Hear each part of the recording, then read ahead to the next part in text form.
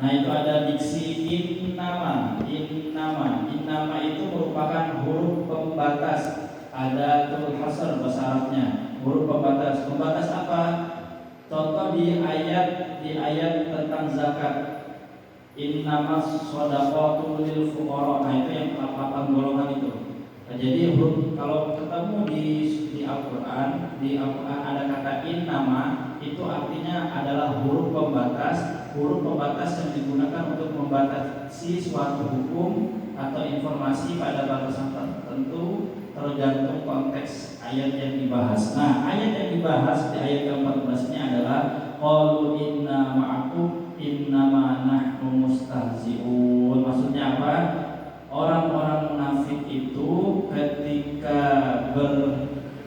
bertemu dengan sesama orang Islam, orang-orang munafik kan kita sudah tahu bahwasanya dia itu kalau zaman sekarang itu istilahnya Islam KTP.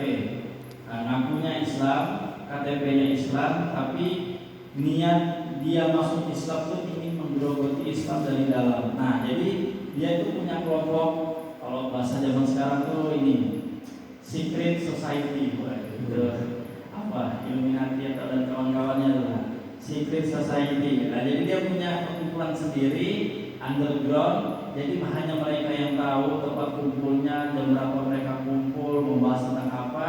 Tapi kalau dia keluar dari secret society-nya atau perkumpulan rahasianya, keluar terus bertemu sesama orang Islam, mereka tersenyum, mereka menyapa, mereka menganggap mereka saudaranya, tapi niatnya itu hanya dibatasi. Nah, ini pakai kata innama. Kalau mereka bertemu dengan sesama mereka, sesama orang-orang munafik, mereka itu mereka hanya bertujuan untuk mengolok-olok ketika bertemu sesama orang munafik. Tapi ketika bertemu sama orang muslim atau orang beriman, mereka mengatakan kami juga beriman, kami juga mendukung apa yang kalian lakukan, kami mendukung program kalian yang akan kalian lakukan. Misalnya Rasulullah pengen perang, kami siap. Nah, jadi orang-orang munafik itu, saya kemarin baru dapat ilmu yang tentang surat lupa saya. Walaupun wahai Muhammad, kamu mau istighfari 70 kali atau bahkan lebih, aku tidak akan mengampuni orang ini. Nah, orang ini itu siapa? Orang ini ya ditafsirkan itu adalah bapaknya orang munafik, yaitu Abdullah bin Ubay bin Salul yang pernah kita terangkan di pertemuan yang lalu. Jadi orang pertama, orang munafik pertama dan menjadi bapaknya orang munafik, di depan orang munafik itu adalah Abdullah bin Ubay bin Salul. Nah, yang membuat saya tertekan itu adalah ayatnya itu sangat jelas, sangat eksplisit gitu. Dia bilang, wahai Muhammad, kamu mau istighfar 70 kali, 100 kali, 1000 kali, aku tidak akan mengampuninya. Nah, saya mikir gitu loh, kan Allah kan Maha Pengampun, Maha Pemurah, Ar-Rahman Ar-Rahim. Loh kok tiba-tiba ini salah satu orang ini Abdullah bin Ubay bin Salul, kenapa tidak diampuni oleh Allah? Saya pikir gitu kan. Nah, saya dapat jawabannya itu ketika tragedi ditafsir melalui kejadiannya Habil dan Qabil. Kan ketika Nabi Adam dan Sayyidah Hawa turun terus memiliki anak, ada dua, kan dia tuh ketika turun ke dunia itu ada 2 anak. Di tafsir itu dikatakan 2 anak dilahirkan di surga, 2 anaknya lagi kembar, dua-duanya kembar. Yang melahirkan di surga itu perempuan, laki dan perempuan, dan yang dilahirkan ke dunia itu, yang lahirnya di dunia itu juga kembar, maksudnya laki-laki dan perempuan. Nah, cara pernikahannya disilang. Jadi yang cowok yang dari lahirnya di surga menikah sama perempuan yang lahirnya di dunia. Begitu juga sebaliknya, cewek yang lahir di surga nikahnya sama cowok yang lahir di dunia. Nah, jadi si Qabil yang dulu, si Qabil kan lahirnya di surga sama adiknya yang perempuan, si namanya itu. Terus si Habil sama adiknya. Nah, yang lahir di dunia ini tidak ideal lah maksudnya. Ya nggak dibilang jelek, tapi ya beda lah, produk surga sama produk dunia. Nah itu beda ya. Jadi Qabil si kakak ini ganteng yang lahir di surga, tiba-tiba dinikahkan sama adiknya, sama adiknya ya, tapi yang lahir di dunia, yang si Labuda kalau misalnya yang ini, pokoknya dibilang gitu, yang cantik atau yang cakep tetap dinikahkan sama yang biasa aja, terus yang biasa aja dinikahkan sama yang cantik.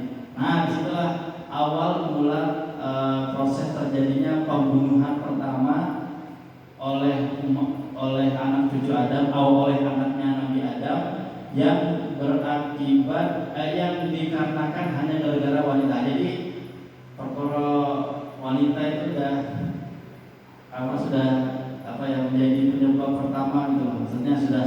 Jadi kalau tiba-tiba di zaman sekarang banyak perselingkuhan lah, pemerkosaan, itu sudah dosa paling tertua lah, itu dosa paling tuanya tertuanya. Nah maksud saya apa?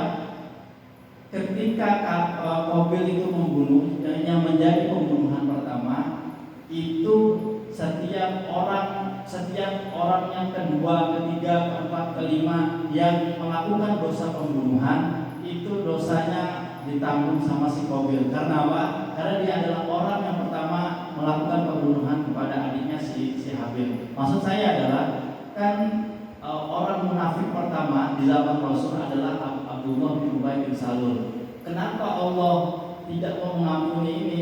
Patut diduga, kalau digarisbawahi, patut diduga ini ada ya hasil kajian saya, pemikiran saya yang sebelum saya berpikir itu sudah mengaji sama guru-guru kami. Patut diduga tidak memastikan. Kenapa Allah tidak mau mengampuni si Abdullah bin Ubay bin Salul ketika dia wafat? Karena dia adalah orang munafik pertama, bapak munafik pertama, dedengkotnya munafik pertama, yang menyebarkan paham munafik, yang menyebarkan hasutan, ejekan atau bulian kepada umat Islam di kelompoknya yang tertulis oleh nas Al-Quran. Nah itu jadi kalau persamaannya dengan Qabil adalah orang yang pertama. Oh enggak, tapi duduk, ambil di mana? Mau duduk di kanan atau di sini? Wah, iya.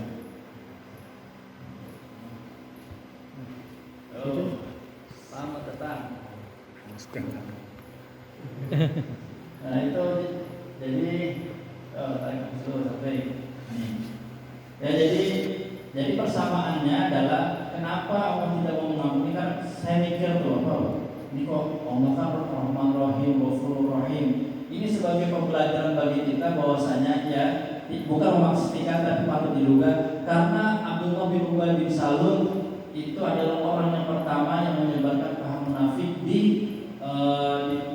Jazirah Arab atau di masa kenabian Nabi, karena Nabi pada waktu masih hidup. Dan ada sebagian kitab tafsir yang mengatakan sepengetahuan aku ketika aku masih hidup bersama Rasulullah belum ada itu namanya yang namanya orang munafik. Maksudnya orang Islam yang dia masuk Islam tapi ingin musuh dalam selimut lah bahasa kasarnya. Dia ingin menggerogoti Islam dari dalam, itu belum ada. Ya udah, kalau di zaman saya itu hitam putih, ya beriman, ya kafir, ya Islam, ya non Muslim. Mana ada tuh orang yang seperti orang-orang. Nah, ketikanya dia hijrah ke Madinah, Rasulullah dan para sahabat hijrah ke Madinah, barulah ditemukan bibit-bibit kemunafikan. Pertanyaannya adalah, nah ini yang belum terjawab nih. Ini pertanyaan yang belum terjawab. Nah, makanya inilah bedanya pas bapak-bapak sama ibu-ibu. Kita lebih menghadap untuk berpikir biar khazanah Islam kita bertambah. Pertanyaannya adalah, kalau di masa Nabi itu ada orang munafik, yang pertama yaitu Abdullah bin Ubay bin Salul, apakah di zaman atau di masa nabi-nabi dari zamannya Nabi Isa naik lagi sampai ke Nabi Adam, apakah ada orang-orang munafik di zaman para nabi di luar umatnya Nabi Muhammad atau di zamannya Nabi Muhammad? Kalau di zaman kita kan otomatis sudah lewat 100.400, otomatis itu pasti ada itu orang-orang munafik. Makanya dijelaskan di Al-Quran. Pertanyaannya adalah, apakah di zaman selain Nabi Muhammad, Nabi Isa, Nabi Idris, Nabi sampai Nabi Adam itu ada golongan orang-orang munafik? Kalaupun ada, itu siapa? Karena yang kebanyakan yang diceritakan di Al-Quran, contoh Nabi Musa dan Fir'aun, itu kan hitam putih. Dia memang mengaku sebagai Tuhan, dia Fir'aun belak-belakan nggak pernah dia mengaku masuk Islam segala macam. Itu dan dia anak roh kubul akal, dia malah sampai mengaku sebagai Tuhan. Jadi kan hitam putih. Zamannya Nabi Ibrahim sama Namrud juga hitam putih.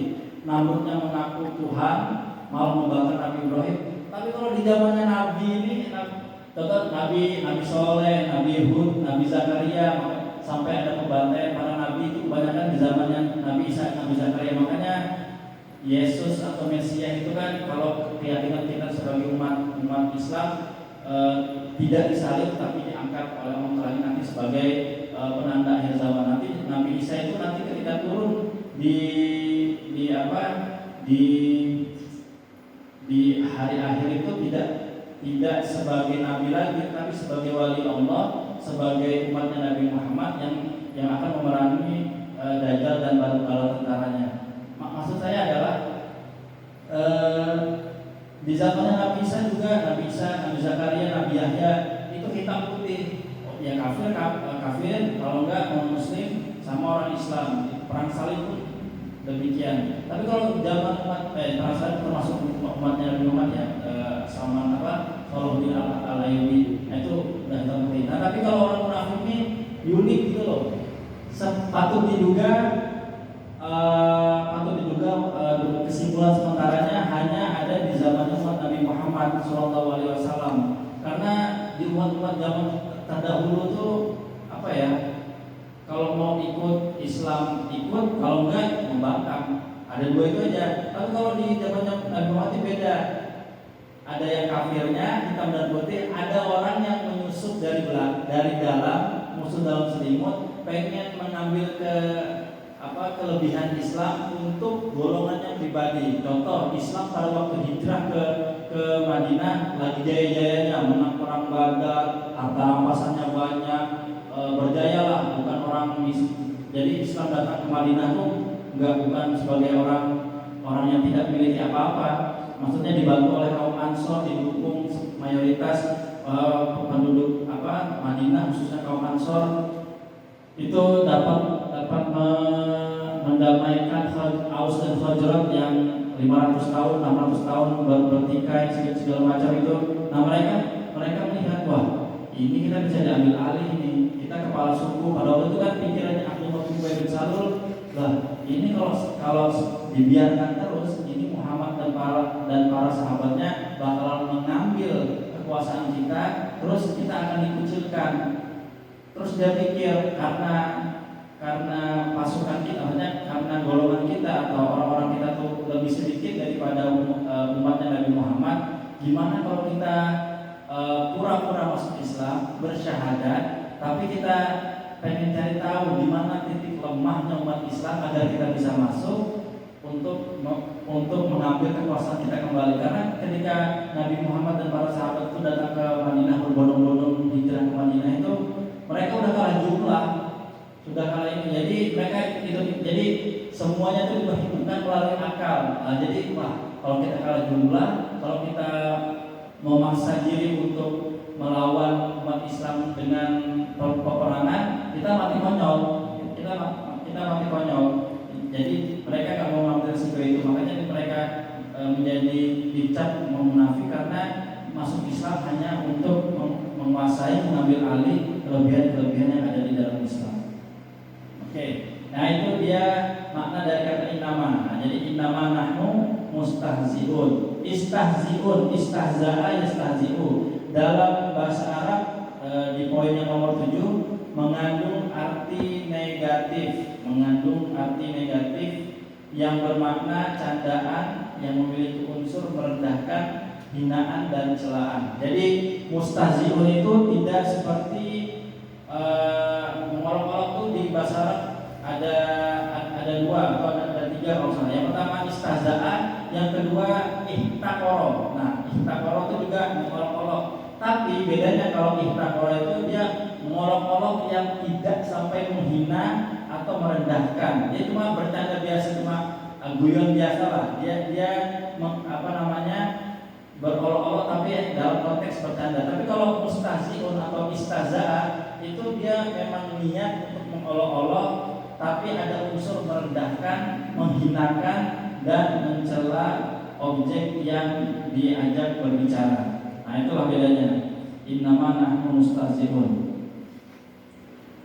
Intinya di ayat yang ke-14 ini ada 5 penekanan. Yang pertama, nahnu innama ma'akum inna mustahzi'un. Nah, ini yang patut digarisbawahi juga, ma'a. Qalu inna ma'akum.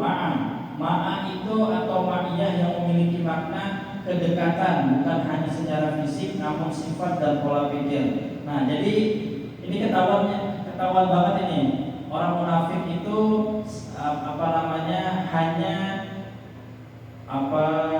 hanya musuh dalam selimut, hanya diketahui di kata ma'a. Qalu inna ma'akum innama nahnu mustahzi'un. Jadi mereka hanya bersama, dekat secara visi dan misi, secara fisik, sifat dan pola pikir itu hanya dengan golongannya saja, hanya dengan golongan munafik. Tetapi kalau bertemu dengan orang-orang yang beriman, mereka tidak memiliki visi, misi, pola dan sifat yang sama. Jadi kedekatannya dengan umat muslim atau orang beriman itu hanya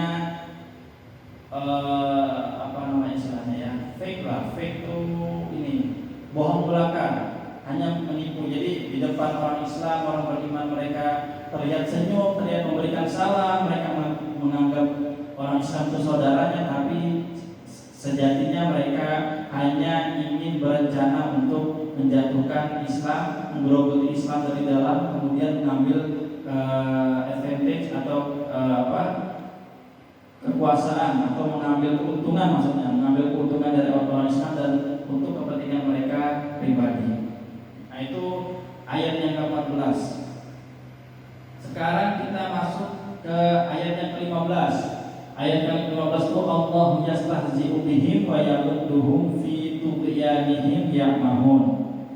Allah yastahzi'u bihim itu nomor 1 di ayat yang ke-15, mungkin bisa dilihat HP-nya. Maksudnya adalah sesungguhnya Allah pasti akan membalikan semua candaan mereka itu pada hari kiamat. Nah, jadi mereka orang-orang yang munafik ini. Terkadang itu mereka menghina itu adalah dalam konteks skenario Tuhan. Karena Allah itu Maha tahu masa depan, Allah Maha tahu masa sekarang dan Maha tahu masa lalu. Jadi kalau mereka merencanakan sesuatu, kalau mereka ingin menghinakan orang-orang muslim, sebenarnya Allah juga punya rencana untuk menghinakan mereka, tapi bukan di dunia, tapi di akhirat. Walaupun ada juga kalau tidak salah ada seorang orang munafik kalau masalah yang meninggalnya diterkam singa padang pasir.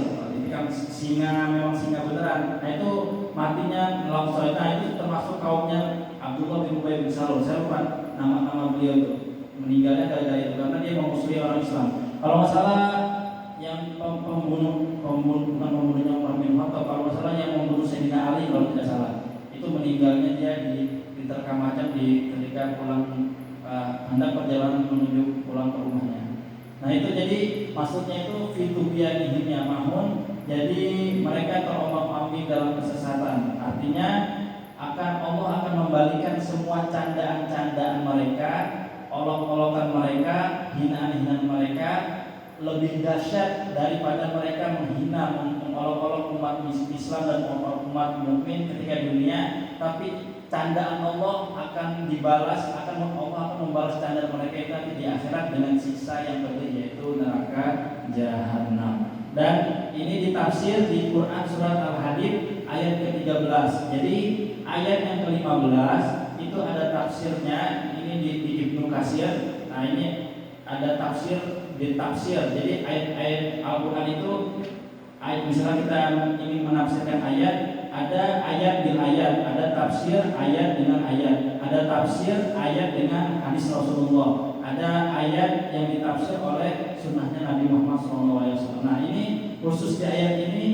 ayat ke-15 di surat Al-Baqarah itu ditafsir lagi, diperjelas lagi di Quran surat Al-Hadid ayat yang ke-13. Ini yauma yaqulul munafiquna wal munafiqatu lilladzina amanu zuruna naqtabis min nurikum tilarji'u wara'akum faltamisu nuran faduriba bainahum bisurillah babun batinuhu fihi rahmah wa zahiruhu min qibalihil adab. Nah itu di Quran surat Al-Hadid ayat yang ke-13. Terus pada kalimat wa yamudduhum fi tughyanihim ya'mahun, wa yamudduhum fi tughyanihim ya'mahun, tafsirnya ada di surat Ali Imran di poin yang kedua di ayat ke-178. Wala yahsabanna alladziina kafaru annama numli lahum khairal li anfusihim innama numli lahum liyazdadu itsma wa lahum adzabun muhin. Nah, yang kurang lebih artinya seperti ini. Nah, jadi ketika mereka ingin menguasai Islam untuk untuk golongan mereka sendiri, sebenarnya apa yang mereka lakukan itu menambah siksa mereka, dan bagi mereka adalah siksa yang amat pedih. Artinya apa? Segala tipu daya, segala hinaan, segala olok-olokan, segala hantaman fisik atau perencanaan licik atau buruk untuk melukai Rasulullah dan para sahabatnya, itu sebenarnya adalah menjadi bahan bakar bagi mereka nanti di yaumul hisab, khususnya di neraka jahanam. Jadi semakin mereka mengolok-olok Nabi, menghinakan Nabi, merencanakan sesuatu yang buruk pada Nabi, sebenarnya itu adalah bahan bakar bagi mereka agar diazab di neraka jahanam kelak. Artinya apa? Artinya ketika innamal a'malu binniyat, sesungguhnya setiap amal itu tergantung pada niatnya. Jadi setiap kalau kita melakukan kebaikan itu menjadi bahan bakar kita kelak untuk mendapatkan pahala di surga. Tapi sebaliknya, kalau kita melakukan keburukan, itu juga akan menjadi bahan bakar kita untuk mendapatkan azab di yaumul hisab, khususnya dimasukkan ke neraka yang setimpal. Artinya apa? Artinya walaupun nanti kita mudah-mudahan timbangan kita di akhirat nanti itu lebih berat pahala kebaikannya daripada pahala keburukannya. Nah itu otomatis langsung masuk surga. Yang agak repot tuh nanti ya kalau 50-50, pahalanya 50%, dosanya 50%. Itu nanti memangsang di mana, di Al-A'raf. Makanya ada surat namanya Al-A'raf. Al-A'raf itu adalah suatu bukit penghubung, bukit pemisah antara surga dan neraka. Artinya nanti orang yang kebaikannya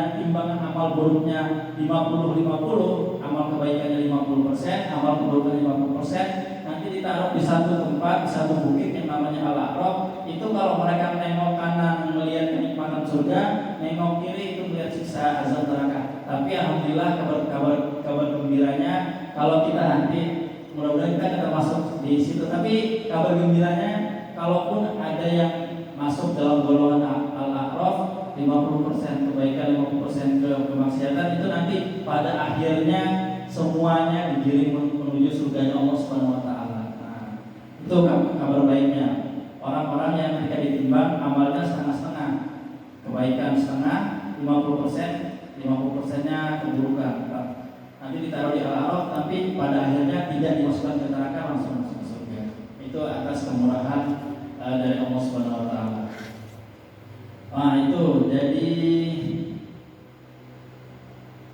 ini saya bakal sedikit menjelaskan tentang peran dominan. Kenapa sih orang munafik? Kan kemarin saya sempat jelaskan di pertemuan yang lalu iblis itu dikeluarkan dari neraka bukan karena berzina, bukan karena membunuh, bukan karena membegal, bukan karena minum-minuman khamar, minum-minuman keras, bukan karena menggosip, bukan karena durhaka kepada orang tua. Mungkin tahu orang tuanya sama iblis, iblis itu siapa itu nggak tahu juga. Tapi karena lisannya, ya jadi saya sempat berpikir, nah ini mungkin patut diduga kan Nabi Musa itu mendapat 10 perintah dan 10 larangan. Isinya kitab Taurat itu salah satu alasannya adalah kenapa diturunkan Taurat itu berisi tentang 10 perintah dan 10 larangan. Artinya 10 larangan itu adalah 10 dosa-dosa besar. Nah, itu diklasifikasikan juga di umat Islam, di Al-Qur'an juga itu ada memang 10 dosa besar. Saya pikir dari ranking ke-10 sampai ranking 1, kan ranking 1-nya syirik ya, dosa syirik.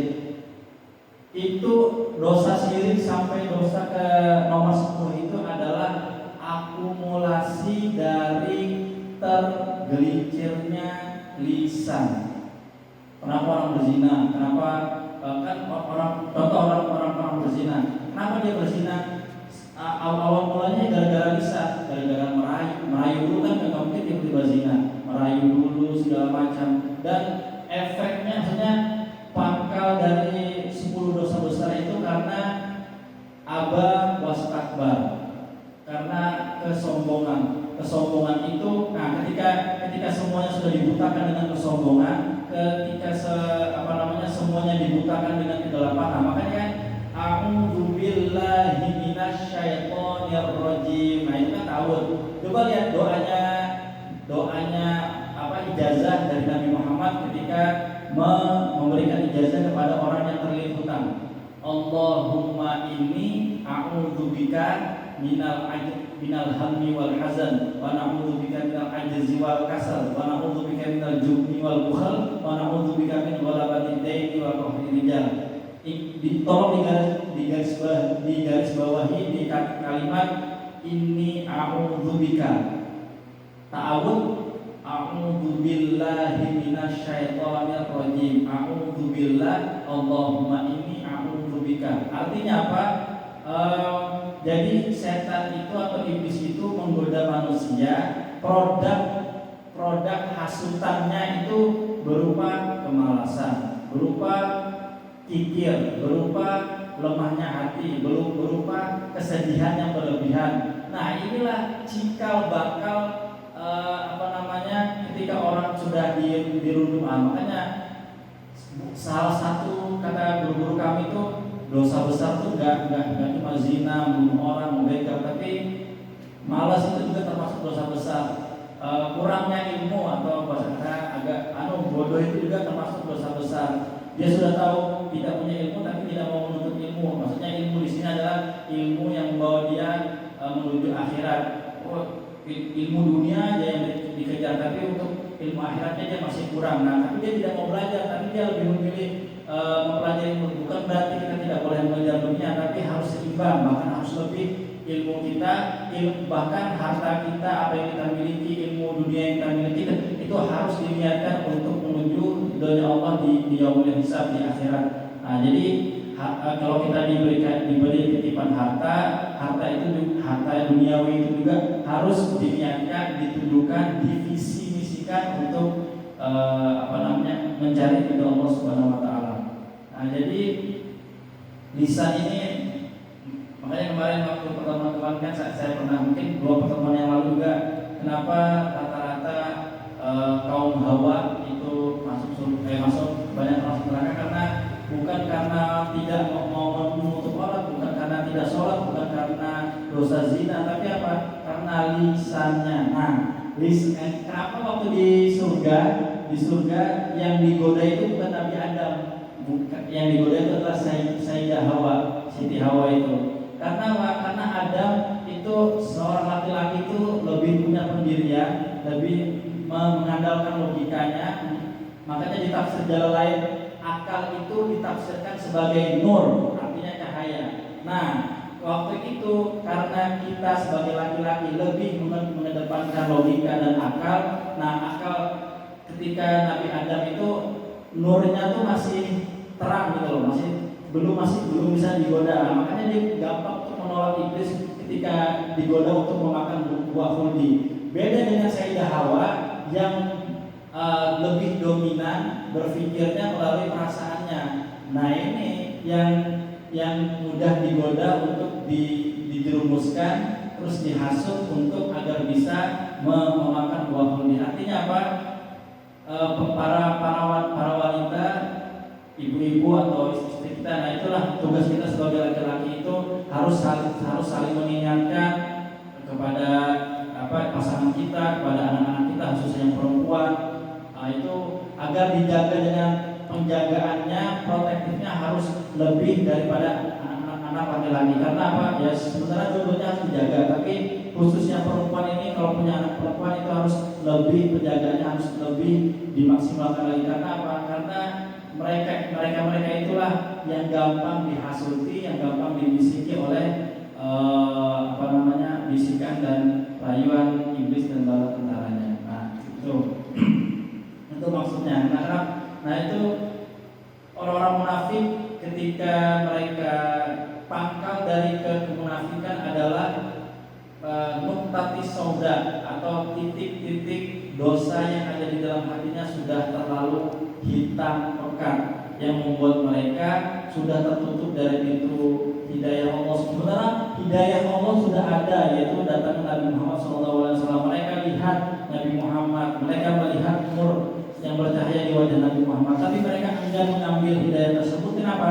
Karena hati mereka itu seperti kalau gelas ada airnya, tapi ada tutupnya, tutup buat menutup gelas itu. Nah, hati mereka gimana mau masuk hidayah Allah? Karena hati mereka tertutup oleh apa? Tertutup oleh dosa-dosa yang belum mereka istighfari, yang belum mereka taubati, dan mereka masih kekeh dengan pendirian mereka, dengan nafsu duniawinya, dan kalah oleh bisikan hawa nafsu dan bisikan setan dan iblis bala tentar. Makanya kemarin kita jelaskan waktu pertemuan kemarin, syayatin, setan itu kalau syatona itu kata kerja, artinya membisikkan. Nah, ketika bisikan itu datang, yaitu dari luar masuk ke dalam telinga kita, masuk ke dalam sanubari kita bisa memilih untuk mengiyakan atau menolak. Kalau kita mengiyakan untuk melakukan hasutan dari iblis dan bala tentaranya, itu artinya kita sudah termasuk dari golongan mereka. Yaitu jadi kita sementara waktu itu ketika kita melakukan apa yang diinginkan iblis dan bala tentaranya, kita menjadi golongan mereka untuk sementara sampai kita sadar dan beristighfar kepada Allah. Nah, baru kita terlepas dari godaannya. Tapi kalau kita masih terhasut, kita masih termasuk dari dosa. Orang munafik itu selama mereka hidup sampai mereka wafat, khususnya Abdullah bin Ubay bin Salul, artinya sudah tertutup pekat, tidak bisa lagi dimasuki nur cahaya Allah. Karena apa? Karena sudah terlalu keras, hatinya sudah terlalu keras, sudah tidak bisa diobati lagi. Fi qulubihim marad. Nah, jadi di dalam hatinya sudah banyak penyakit-penyakit yang belum ditaubati, yang belum diistighfari. Sebenarnya Allah pengen mengampuni mereka asal mereka mau bertobat dan kembali dan mengakui kesalahannya dan membuka diri. Dan karena mereka gengsi, karena sudah ditakdirkan demikian, sudah mereka menjadi skenario Tuhan untuk menjadikan contoh. Ini loh ciri-ciri orang munafik dan di masa depan. Nah, karena di Al-Quran ini tidak dijelaskan Abdullah bin Ubay bin Salul, hanya menjadi tafsiran saja. Artinya apa? Masuk kaidah usul fikih atau usul fikih yang mengatakan kalau di ayat Al-Quran tidak dijelaskan nama orangnya secara terperinci, tempatnya di mana, waktunya di mana, itu artinya itu akan terjadi lagi kejadian waktu yang mungkin kejadiannya berbeda, waktunya berbeda, orangnya berbeda, tetapi akan terjadi lagi di masa depan dengan orang di orang yang berbeda, waktu yang berbeda dan tempat yang berbeda. Tetapi kelakuannya sama seperti kejadian yang terjadi di masa lalu yang diketuai oleh Abdullah bin Ubay bin Salul. Artinya di zaman sekarang juga ada juga ciri-ciri orang munafik yang sama, walaupun orangnya berbeda, beda zaman, beda waktu, beda tempat, tapi kelakuannya sama orang-orang yang ada di zaman dahulu, seperti Abdullah bin Ubay bin Salul dan bala tentaranya itu, teman-temannya itu. Nah, jadi kalau di Al-Quran tidak dijelaskan secara eksplisit ini siapa orang yang munafik, ini siapa, artinya itu bisa bakal terjadi lagi di zaman kita, di masa yang akan datang, di masa depan. Oke.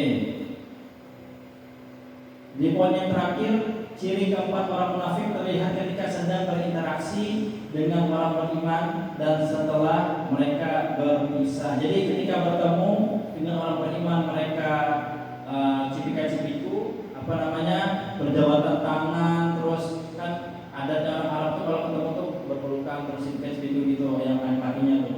Nah terus mereka damai dengan orang beriman, tapi ketika berpisah mereka kembali ke kelompoknya masing-masing. Mereka menjadi seperti sedia kala. Mereka rupanya orang Islam itu lemahnya di sini. Ada satu orang misalnya yang bisa kita susupi. Ini ada orang yang lemah di mana kita bisa susupi, bisa menjadi bagian dari kita tarik mereka. Jadi mereka tuh mengumpulkan pasukan, mengumpulkan kelompoknya itu, yaitu mereka hasuti orang-orang Islam yang imannya lemah agar ditarik untuk menjadi bagian dari mereka. Nah itu yang kita harus waspada di zaman sekarang, jangan sampai kita tergoda. Nah biasanya yang ciri-cirinya adalah orang-orang yang suka mengajak atau menjauhkan diri kita yang sudah cukup, yang sudah istiqomah, soleh, berjamaah di masjid. Tiba-tiba ada datang seseorang orang Islam juga, tapi niat dan tujuan mengajaknya itu bukan untuk ke akhirat, tapi untuk sesuatu yang berbau dunia. Nah itu hati-hati, bukan untuk mencurigai, tapi kita patut menjaga diri kita. Ini kita mau dibawa kemana nih? Jangan sampai kita terjerumus. Makanya di zaman sekarang ada banyak kasus pinjol, judol, segala macam. Nah itu kan salah satu tipu muslihat mereka. Orang naiklah itu zaman sekarang kayak gitu. Karena tahu orang Indonesia IQ-nya 38, kalau mau dibantah sama Kemenristek Dikti, Profesor Sabar yang cewek itu, enggak, itu hoax itu. Orang Indonesia katanya IQ-nya 38, itu enggak benar. Tapi sebagian masih mempercayai kalau orang Indonesia itu IQ-nya 38. Artinya apa? Mudah dimanipulasi. Nah disitulah orang-orang yang mengambil kesempatan, orang-orang jangan-jangan bandar-bandar judol, terus pinjol tuh ya patut juga ada juga di situ orang-orang Islamnya gitu, yang mungkin orang Islam yang bergelut menjadi karyawan, bagian dari komplotan bandar segala macam dari judol dan pinjol itu. Artinya apa? Mereka tahu, saya Islam, mungkin mereka tahu Islam. Orang Islam itu yang pertama, kalau kita lihat di masjidnya, sebagian masjid atau musola mereka malas-malasan salat subuhnya, tidak berjamaah. Artinya apa? Banyak main game online, dari anak-anak yang muda, yang tua, sukanya megang HP. Nah dari situlah mereka berpikir gimana caranya kita menghancurkan umat Islam dengan data-data yang demikian. Orang Islam itu kelemahannya di sini, anak mudanya ini tidak kompak, berpecah belah, banyak golongan A, golongan B, golongan C. Kita kalau mau mendekat ini, golongan ini aja nih, ini bisa kita jadikan teman untuk menghancurkan golongan ini. Caranya gimana? Kita hadirkan pinjol, judol, film-film ini, film-film yang melupakan mereka dari akhirat segala macam. Gemerlap, yang kalau bahasanya Gus Dur kan gemerlapnya dunia. Semua itu kita tidak boleh tertipu dengan gemerlapnya dunia. Nah itulah yang mereka ini kan, orang Islam di zaman sekarang di 2025 itu mudah untuk dimanipulasi, dihasuti. Mereka kebanyakan orang miskin, menengah ke bawah. Ya udah, kita lancarkan peluru kita yang tadi, peluru pinjol, peluru judol, peluru pornografi, peluru LGBT, semua kita diserang dari Sinai. Nah itulah yang dilakukan sama kegiatan mereka. Apa yang dilakukan dulu di zaman dulu, mereka menganalisis dulu, pura-pura masuk Islam, tapi menggerogoti Islam dari dalam. Islam itu kekurangannya apa sih? Ketika perang di Ponorogo kemarin saya jelaskan, itu orang Belanda itu masuk ke Indonesia, di buku sejarah diceritakan mereka tidak langsung menyerang dengan meriam, dengan tombak, dengan persenjataan lengkap militer. Mereka tidak, tapi mereka masuk dari dalam, ambil satu orang pribumi, terus dia ambil yang lemah imannya, yang bisa dibayar, yang bisa disuap, terus memberikan informasi. Makanya ini kata kunci di zaman sekarang. Zaman sekarang itu tidak, yang mahal itu bukan kekayaan, yang mahal itu bukan uang, tetapi yang mahal itu adalah informasi. Jual beli informasi, jual beli per attention. Attention itu artinya perhatian. Artinya apa? Zaman sekarang itu bapak-bapak sekalian, mas-mas sekalian, itu cara untuk menghancurkan khususnya umat Islam dari dalam itu, yaitu perang informasi. Apa sih kelemahan orang Islam? Tadi sudah saya jelaskan. Oh ini termasuk yang di perang Ponorogo itu, dia tarik satu orang untuk menjadikan bahan informasi mereka. Kekurangan di mana, RT berapa, RW berapa di tempatnya di Ponorogo itu yang bisa kita susupi, yang bisa kita masuki, yang bisa kita hasuti untuk oh ini di daerah sini, di RW ini, di RT ini, itu kepala desanya bisa kita sogok, kepala RW ini bisa kita sogok, kelurahnya, camatnya bisa kita ini, itu bisa. Memang kalau mau melancarkan langsung ke Diponegoro-nya nggak bisa, karena di Diponegoro-nya juga orangnya kuat imannya, ngajinya kuat, tirakatnya kuat. Nah mereka menyusupi sama orang-orang yang lemah. Sama juga yang terjadi di zaman sekarang. Kenapa banyak tragedi pornografi segala macam itu? Karena mereka menyisir orang awam yang khususnya yang sudah kesulitan dalam kehidupan ekonominya, yang sudah putus asa. Itulah yang digerogoti oleh mereka dengan melancarkan semua peluru-peluru yang saya sebutkan tadi. Mereka menciptakan setan-setan yang berbentuk media, setan-setan yang berbentuk manusia yang sudah dicuci otaknya agar menyebarkan virus-virus keburukan di tengah-tengah kita. Jadi kita di kata Rasulullah itu membawa agama di zaman akhir, nah di zaman sekarang maksudnya, termasuk kita di dalamnya, itu seperti menggenggam bara api. Bara api itu apinya nggak ada, tapi cuma bara. Kalau dipegang dia panas, tapi kalau dilepaskan kita akan ditarik sama kubu sebelah gitu loh. Maksudnya ditarik sama bagian golongan-golongan yang sudah jelas-jelas memusuhi Islam. Jadi kalau kita berpegang agama di zaman akhir itu kayak memegang bara api. Artinya panas, tapi harus tetap dipegang. Kalau kita lepas, ya sudah kebawa sama orang-orang yang demikian. Oh kamu mau apa? Mau harta ini tak kasih, tapi keluar dari Islam. Jadi saya kemarin ngomong sama pengajarnya ibu-ibu itu, bilang gini, ibu-ibu iblis dan bala tentaranya itu, setan dan bala tentaranya itu tidak akan puas, tidak akan merasa tenang sebelum umat Islam itu menjadi murtad. Nah, itu tujuan. Jadi kalau melihat kita berzina misalnya, biasa aja mereka melihat mereka umat Islam nggak sholat, masih belum puas.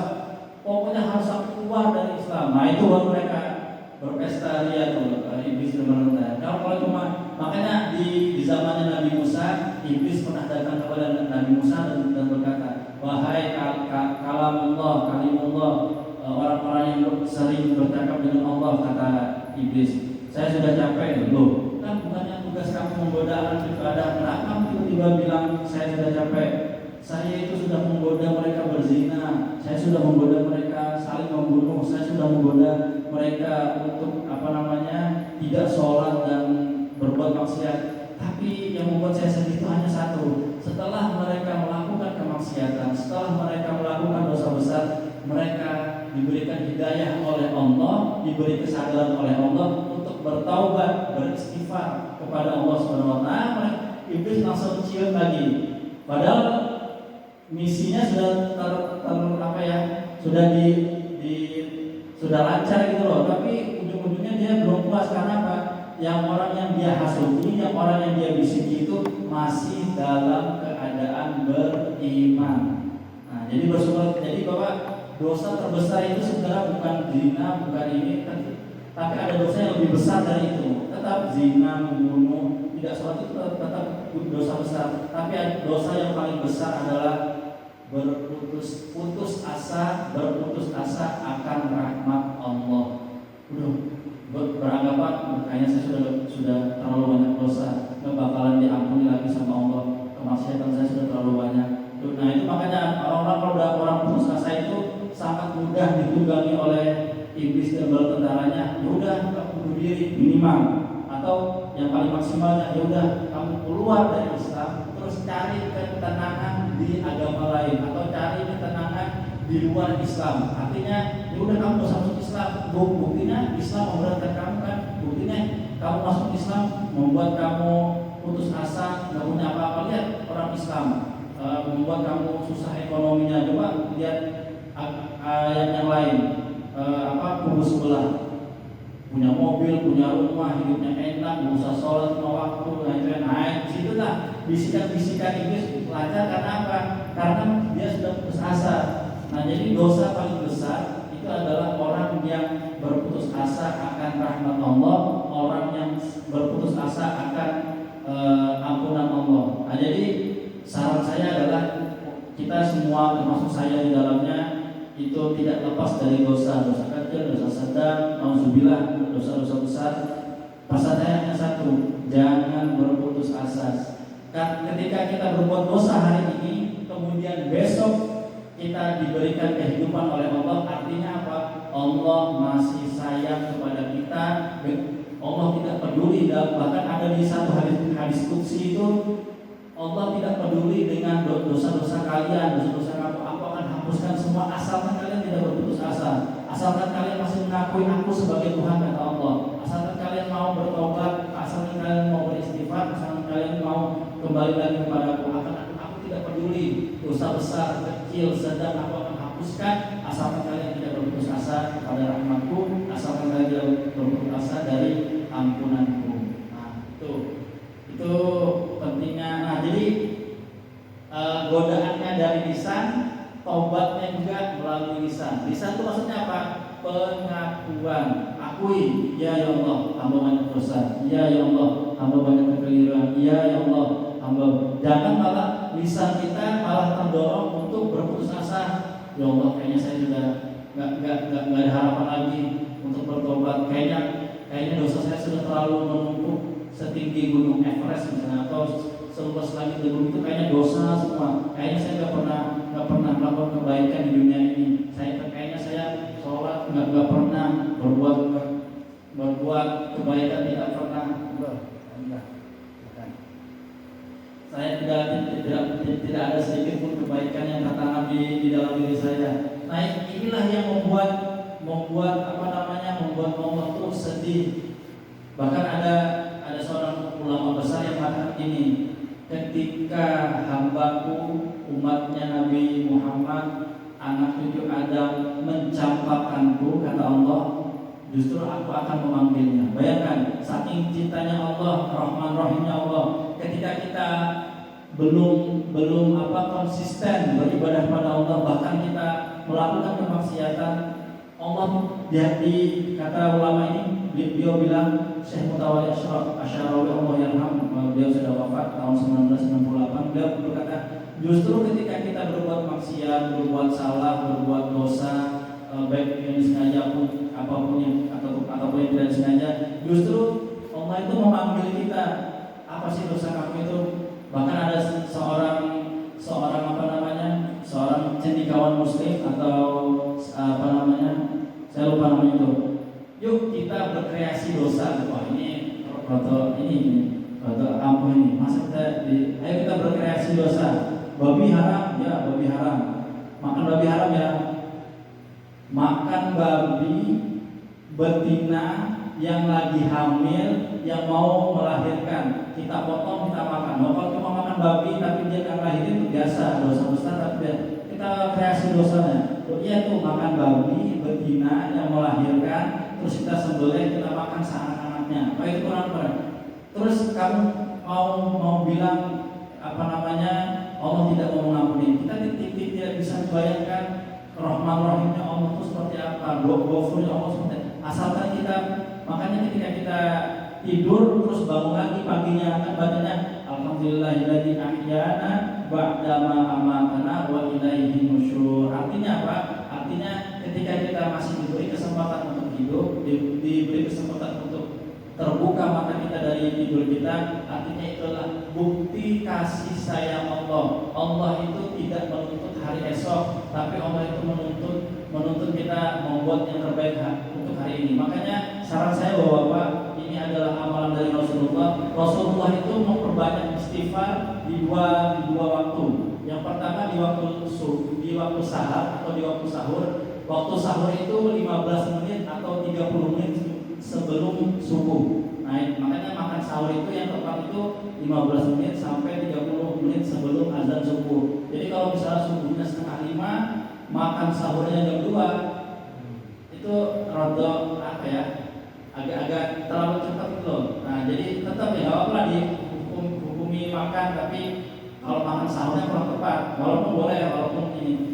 Tapi yang lebih tepatnya itu 15 menit atau 30 menit sebelum azan subuh. Nah, disitulah salah satu waktu mustajab agar kita beristighfar sebanyak kepada Allah. Dan yang kedua adalah beristighfarlah ketika sebelum tidur. Sebelum tidur Rasulullah itu istighfarnya 70 kali sebelum tidur. Jadi 70 kali istighfar sebelum tidur. Nah, jadi wiridan itu atau zikir itu bukan berarti tidak boleh membaca istighfar di waktu zuhur, asar, maghrib, isya. Boleh, tetap boleh membaca istighfar dimanapun waktu boleh. Tapi ada waktu-waktu yang khusus yang sesuai nas atau sesuai kebiasaan Rasulullah, nasnya Al-Quran dan sesuai kebiasaan Rasulullah SAW. Yaitu yang ada dua tempat. Yang pertama di waktu sahur, tidak harus puasa ya. Maksudnya waktu sahur itu 15 menit atau 30 menit sebelum azan subuh. Nah, itu perbanyaklah istighfar. Jadi wiridannya 15 menit atau 30 menit sebelum azan itu banyak istighfar. Terus yang kedua sebelum tidur. Makanya kiai-kiai kami menganjurkan kalau wirid pada sholat itu nggak usah terlalu panjang gitu loh, nggak usah terlalu ini. Yang benar-benar kalau mau wiridan benar-benar khusyuk itu justru malah bagusnya sebelum tidur. Nah, karena apa? Kita tidur itu ya bisa hidup, bangun lagi, bisa bablas, bisa bablas. Jadi kalau wiridan kita perbanyak sebelum tidur, mudah-mudahan, apalagi yang kemarin saya kasih tahu kan, salah satu amalan syarat menjadi wali Allah itu salah satunya dua. Yang pertama jaga wudu, terus yang kedua ketika makan setiap suapannya baca bismillah dan diakhiri alhamdulillah. Nah, jadi apalagi sebelum tidurnya dan jaga wudu dulu baru kita baca istighfar, baca ayat kursi dan segala macam. Nah, bahkan kalimat tasbih 33, tahmid 33, takbir 33 itu dianjurkan juga dan ada hadisnya sahih yang diriwayatkan oleh Sayyidah Fatimah kalau nggak salah. Sayyidah Fatimah itu dari lisan Rasulullah. Kamu ketika Sayyidah Fatimah ingin memiliki pembantu atau ART lah zaman sekarang, wahai Fatimah, wahai putriku, mau nggak kamu aku kasih amalan yang mana amalan ini akan memberi penjagaan bagimu sampai kamu bangun kembali di pagi hari. Maksudnya akan memberikan kekuatan kepadamu. Jadi kamu tuh gak usah punya pembantu, cukup dirimu sendiri.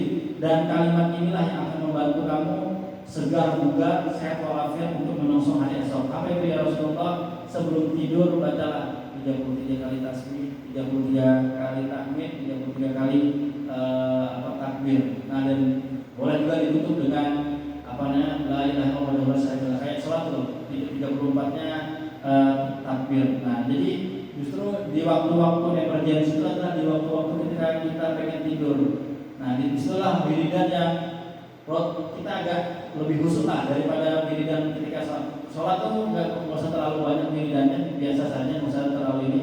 Tapi kalau khusus buat sebelum tidur, nah itu agak diseriusi karena setelah sholat itu, setelah tidur itu kita nggak tahu apakah itu menjadi tutup penjaman mata kita dan besok bisa bangun lagi, atau itu adalah penjaman mata kita yang terakhir dan kita bablas langsung disambut oleh malaikat mungkar dan nakir di alam barzah.